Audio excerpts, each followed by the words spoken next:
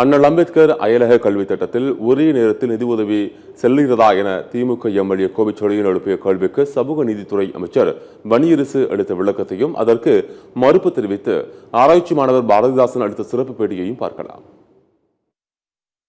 மலேசிய தேசிய பல்கலைக்கழகத்தில் PhD 2ஆம் ஆண்டு படித்து வரும் ஆராய்ச்சி மாணவர் திரு பாரதிதாசன் என்பவர் அம்பேத்கர் அயலக உயர்கல்வி திட்டத்தின் உதவித்தொகை கிடைக்கவில்லை என பேசியது சமூக வலைதளங்களில் வெளிவந்திருக்கிற சூழலில், அம்பேத்கர் அயலக உயர்கல்வி திட்டத்தின் கீழ் வெளிநாட்டில் படிக்கும் மாணவர்களுக்கு உரிய நேரத்தில் இந்த உதவித்தொகை வழங்கப்படுகிறதா என்பதை அரசின் கவனத்துக்கு ஈர்த்து அமர்கிறேன். நன்றி.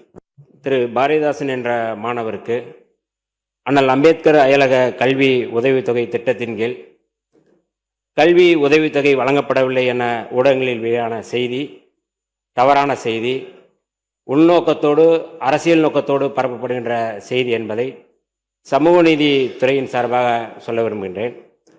மாணவர் மலேசிய நாட்டில் உள்ள நேஷனல் யூனிவர்சிட்டி ஆஃப் மலேசியாவில் PhD படிப்பில் உயர்கல்வி பயில மேற்படி மாணவர் திரு பாரதிதாசன் என்பவருக்கு 3 ஆண்டுகளுக்கு அண்ணல் அம்பேத்கர் அயலக கல்வி உதவி தொகை திட்டத்தின் கீழ் உதவித்தொகை வழங்கிட ஒப்புதல் அளித்து ஆதிதிராவிட நலத்துறை இயக்குநரால் கடந்த 9/1/2025 அன்று பரிந்துரை கடிதம் வழங்கப்பட்டுள்ளது. கடந்த ஆட்சி காலத்தில் கொடுக்கப்பட்டுள்ளது.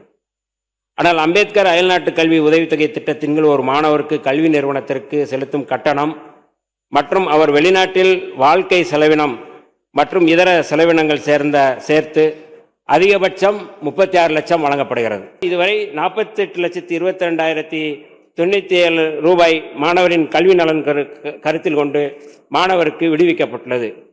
ஆனாலும் அதற்குரியான சரியான பயனீட்டு விவரங்கள் மற்றும் ஆவணங்களை சமர்ப்பிக்காமல் உள்ளார்.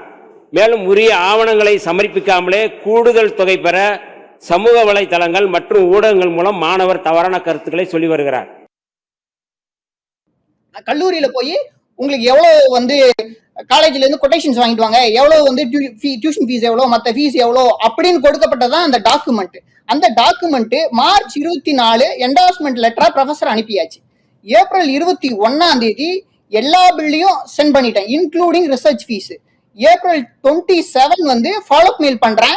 ஏப்ரல் 13 கிளாரிபிகேஷன் நான் அனுப்புறேன், எனக்கு இதெல்லாம் வேணும், இதெல்லாம் நான் நீங்க சப்மிட் பண்ணுங்க, எனக்கு தேவை அப்படின்னு சொல்லி.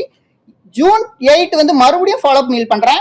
ஜூன் 29 என்னென்ன வாங்க போறேன்னு கொட்டேஷன் அனுப்புறேன். அதுக்கப்புறம் அரசு கிட்ட இருந்து எந்த ஒரு ரெஸ்பான்ஸும் வரல. திருப்பி மெயில் போடுறேன். அரசு கிட்ட எந்த ஒரு ரெஸ்பான்ஸ் வரனா, சரி வன்னி அரசு அண்ணன் ட்ரை பண்ணலாம், அவர் ஒரு நல்ல ஒரு சமூக நீதியா இப்ப பொறுப்பேற்றிருக்காரு, நமக்கு ஹெல்ப் பண்ணுவாருன்னு அவரை அணுகிறேன். அவரும் எந்த ஒரு ரெஸ்பான்ஸும் பண்ணல. அட்லீஸ்ட் இந்த சோசியல் மீடியால நம்மள சொன்னாவது இந்த விஷயம் நடக்கும் அப்படின்னு ஒரு என் மனக்குமுறல நான் சோசியல் மீடியால சொன்னேன். ஆனா என்ன அவர் இப்படி ஒரு போர்ட்ரேட் பண்றது ரொம்ப ஒரு வருத்தமா இருக்கு.